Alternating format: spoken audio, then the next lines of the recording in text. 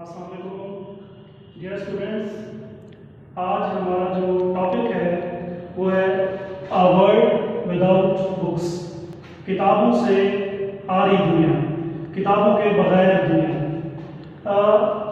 ہر جو ہم پیچھے بھی پڑھتے آ رہے ہیں کہ ہر چیپٹر کا ایک لرننگ آؤٹ کم ہوتا ہے، یعنی حاصل مطالعہ کیا ہوتا ہے، یعنی ہمیں اس چیپٹر کو کمپلیٹ کرنے کے بعد جو ہے وہ کیا حاصل ہوگا، اور ہم نے کن کن مقاصد کو، کن کن ٹارگیٹس کو جو ہے وہ اچیو کرنا ہے according to examination point of view. Examination point of view کے مطابق ہم نے جو ہے جو کچھ ٹارگیٹس ہوتے ہیں، کچھ لرننگ آؤٹ کمز ہوتے ہیں جن کو حاصل کرنا ہوتا ہے۔ اس چیپٹر میں بھی لرننگ آؤٹ کمز ہیں۔ سب سے پہلے کیا ہے؟ deduce the meanings of unfamiliar words، یعنی ہم انجان جو الفاظ ہمارے سامنے آئیں گے ان کے جو مطالب ہوں گے، ان کے جو میننگز ہوں گے، ان کو نکال سکیں گے، ان کو حاصل کر سکیں گے۔ Number 2، use of relative pronouns. Relative pronouns کا استعمال کیا ہوتا ہے، اس کی ڈیمونسٹریشن کیا ہوتی ہے، اور اس کو آئیڈینٹیفائی کیسے کیا جاتا ہے، یہ جان سکیں گے۔ نمبر 3، اورل کمیونیکیشن سکلز، یہ جو زبانی بولنے کی مہارتیں ہوتی ہیں ان کو کیسے اچیو کیا جاتا ہے، ان کو کیسے حاصل کیا جاتا ہے، یا ان تک کیسے رسائی حاصل کی جا سکتی ہے، اس کو پڑھیں گے۔ Number 4، structure ideas and arguments. ہم جو آئیڈیاز اور آرگومنٹس بناتے ہیں، یعنی ہم خیالات، دلائل جو اکٹھے کرتے ہیں، ان کو کیسے اسٹرکچر کیا جاتا ہے، وہ کیسے آگے ڈیولپ کیا جاتا ہے، یہ سیکھ سکیں گے۔ یہ جو ہے اس چیپٹر کے لرننگ آؤٹ کمز ہیں۔ ابھی ہم جو ہے ریڈنگ شروع کرتے ہیں۔ فرسٹ پیراگراف جو ہے اس کی ریڈنگ شروع کرتے ہیں۔ این آئرش ناولسٹ، آئرش جو آئرلینڈ کے رہنے والے ہیں، دوز آر کالڈ آئرش۔ جیسے ہم پاکستانی ہیں، پاکستان کے رہنے والے ہیں، ہمیں کیا کہا جاتا ہے، پاکستانی کہا جاتا ہے، بالکل اسی طرح۔ An Irish novelist, Colm Tóibín, once recounted a story. Recounted یعنی بیان کرنا، نیریٹ، کسی چیز کو بتانا، آگے پیش کرنا۔ ایک ارستانی ناول نگار، ناولسٹ، ناول نگار جو افسانے لکھتا ہے، افسانہ نگار، کام ٹوائبن once، ایک دفعہ، recounted، بیان کرتا ہے، نیریٹ کرتا ہے، a story، ایک کہانی، about observing a Cantonese man، ایک کینٹونین آدمی کو دیکھتے ہوئے، اس کا مشاہدہ کرتے ہوئے، اس کو واچ کرتے ہوئے، sitting on a Kowloon footpath، جو کہ ایک کالون فٹ پاتھ پر بیٹھا تھا، اس کے بارے میں ایک کہانی بیان کرتا ہے، نیریٹ کرتا ہے، بتاتا ہے۔ reading a book، کتاب کے مطالعے میں مشغول تھا، کتاب پڑھ رہا تھا۔ The man's face was stern with concentration۔ stern کا مطلب ہوتا ہے unsmiling، یعنی تنا ہوا ہونا، ایک جگہ پر فکس ہونا۔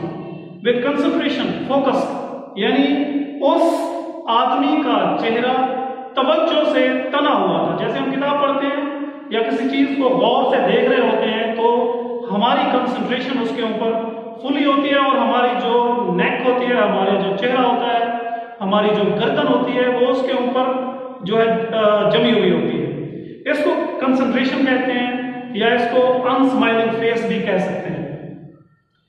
And his finger tracing the line being read, اور اس کی جو انگلی تھی وہ زیر سطر جو لکھا ہوا تھا اس کے ساتھ ساتھ چل رہی تھی، ٹریس کر رہی تھی، ٹریک کر رہی تھی، یعنی اس کو وہ اس لائنز کے ساتھ ساتھ اس کی فنگر بھی چل رہی تھی جہاں سے وہ پڑھ رہا تھا۔ At times the man's expression would be disturbed۔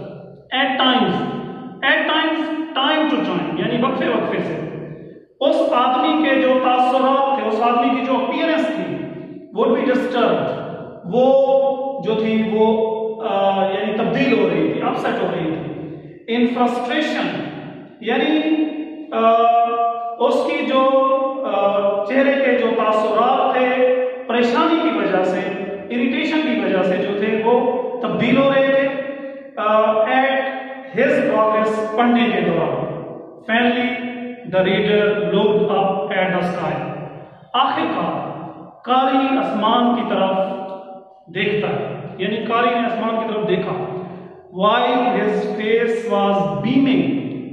beaming کا مطلب ہوتا ہے glowing، تمتمانا، چمک رہا تھا، جبکہ اس کا چہرہ جو تھا وہ تمتما رہا تھا، چمک رہا تھا. It doesn't matter whether it was because of sudden joy. ہمیں اس سے کوئی سروکار نہیں کہ آیا یہ جو اس کے چہرے کا تمتمانا تھا، اس کی یہ جو حالت تھی وہ اچانک خوشی کی وجہ سے تھی. with the act of reading، جو وہ پڑھ رہا تھا اس سے جو اسے خوشی مل رہی تھی اس کی وجہ سے تھی. or revelation from what was written، یا اس نے کسی چیز کی کھوج لگا لی تھی جو اس میں لکھا ہوا تھا. or delight at how the story resolved، کہ وہ یا اسے اس چیز کی خوشی تھی، ڈیلائٹ جوائے خوشی، یا اسے اس چیز کی خوشی تھی کہ گتھی جو تھی، سٹوری جو تھی وہ کس طرح حل ہو گئی. یعنی پڑھنے کے دوران وہ جو ناول نگار تھا، وہ جو ریڈر تھا، وہ جو قاری تھا، وہ آسمان کی طرف دیکھتا ہے اور اس کا چہرہ خوشی سے تمتما رہا ہوتا ہے، گلو کر رہا ہوتا ہے. اور آیا ہمیں اس سے کوئی سروکار نہیں کہ جو اسے وہ خوشی مل رہی تھی وہ ریڈنگ مطالعے کی وجہ سے تھی، یا اس نے کوئی چیز کسی چیز کی کھوج لگا لی تھی، یا جو سٹوری وہ پڑھ رہا تھا وہ اس کا اسے سولوشن مل گیا تھا، حل مل گیا تھا، یا اس وجہ سے تھی. The point is that he was in possession of something deliciously private. یہاں پر نقطہ یہ ہے، پوائنٹ یہ ہے کہ اس کے پاس ایک بہترین نجی ملکیت کی چیز تھی.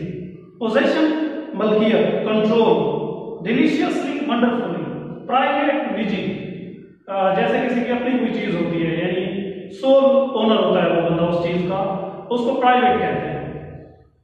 کنیکشن بٹوین ہم اینڈ رائٹر، جو کہ اس کے قاری کے اور لکھاری کے درمیان ایک ربط تھی، کنیکشن تھی. Between the real world and the world displayed upon the pages, حقیقی دنیا کے درمیان اور اس دنیا کے درمیان جو کہ ان صفحات کے اوپر جو ہے وہ بیان کی گئی تھی، بتائی گئی تھی. تو یہ ہمارا جو فرسٹ پیراگراف ہے یہ کمپلیٹ ہو گیا ہے. تو یہ first paragraph actually introductory paragraph تھا، یعنی اس کے بارے میں بتایا گیا ہے، قاری کے بارے میں بتایا گیا ہے، ریڈر کے بارے میں بتایا گیا ہے، اس کے تاثرات بتائے گئے ہیں، اس کی فیلنگز بتائی گئی ہیں، یعنی جو چیز وہ پڑھ رہا تھا اس کی اہمیت کو بتایا گیا ہے، اس کی امپورٹنس کو بتایا گیا ہے. تو جو فرسٹ پیراگراف ہوتا ہے اس کو آپ انٹروڈکٹری پیراگراف بھی کہہ سکتے ہیں کسی بھی چیز کا. آگے سیکنڈ پیراگراف ہے دیر از a frequently asked question. اکثر اوقات جو ہے frequently oftenly، اکثر اوقات ایک سوال پوچھا جاتا ہے، سوال کیا جاتا ہے what would the world be like without books، کہ کتابوں سے آری دنیا، کتابوں کے بغیر دنیا کیسی ہوگی، کیسی لگے گی. The very question is absurd. absurd احمقانہ، silly، سوال ہی احمقانہ ہے. and depressing، اور اداس کر دینے والا ہے، سیڈ کر دینے والا ہے، یعنی احمقانہ اور بے تکا سوال ہے. It is always said that the latest technology signals the demise of the book. It is always said that، یہ ہمیشہ کہا جاتا رہا ہے کہ یہ جو لیٹسٹ ٹیکنالوجی ہے، اپ ٹو ڈیٹ ٹیکنالوجی ہے، جو موجودہ ٹیکنالوجی ہے، سگنلز اشارہ کرتی ہے، اشارہ دیتی ہے the demise of the book، یعنی کتابوں کے متروک ہونے کا، کتاب کے ختم ہونے کا جو ہے وہ اشارہ کرتی ہے. ڈیکڈز اگو، دہائیاں پہلے، ڈیکڈ جو ہے 10 سال کا عرصہ جو ہے اس کو ڈیکڈ کہتے ہیں، دہائی کہتے ہیں. ڈیکڈز یعنی دہائیاں پہلے. It was thought that the radio would replace books. یہ سوچا گیا تھا، یہ خیال کیا دے گا، یعنی اس کو ریپلیس کر دے گا، اس کو سبسٹیٹیوٹ کر دے گا، یعنی اس کی جگہ پر آ جائے گا. This fear has persisted. یہ خوف باقی رہا، جاری رہا. Throughout with the inventions of television. یہ جو خوف تھا یہ آگے جاری رہا ٹی وی کے ایجاد ہونے تک اینڈ انٹرنیٹ اور انٹرنیٹ کے ایجاد ہونے تک. But scenes like that of Cantonese man. لیکن وہ سینز، وہ مناظر جو کہ اس کینٹونین آدمی کے نظر آ رہے تھے، ریڈنگ دا بک، کتاب کے مطالعے کے، نگیٹ دا نوشن، اس نظریے کی نفی کرتا ہے. نوشن آئیڈیا، نظریہ، نگیٹ نلیفائی یعنی نفی کرنا، یعنی وہ کینٹونین آدمی کے کتاب پڑھنے کے جو مناظر تھے وہ اس نظریے کی نفی کرتے ہیں. That modern advances pose a threat to reading. کہ یہ جو جدید ترقی ہے، یہ جو جدید پیش رفت ہے، یہ مطالعے کے لیے خطرہ ہے. Books are themselves a form of technology. کتابیں خود ایک ٹیکنالوجی کی شکل ہیں، یعنی کتابیں خود بذات خود ایک ٹیکنالوجی ہے.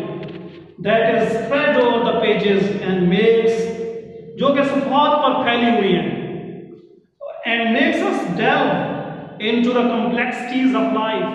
اور زندگی کی جو مشکلات ہیں، زندگی کی جو پیچیدگیاں ہیں، ان کی کھوج لگانے میں ہماری مدد کرتی ہیں، ہیلپ آؤٹ کرتی ہیں. اسٹوڈنٹس، یہ ہمارے 2 چیپٹرز جو ہیں، وہ 2 پیراگرافز جو ہیں وہ کمپلیٹ ہو گئے ہیں. باقی جو ہے ہم جو ہے کل انشاءاللہ شروع کریں گے. کل دوبارہ ملتے ہیں اگلے 3rd پیراگراف کی ریڈنگ کے ساتھ. انشاءاللہ we shall continue tomorrow.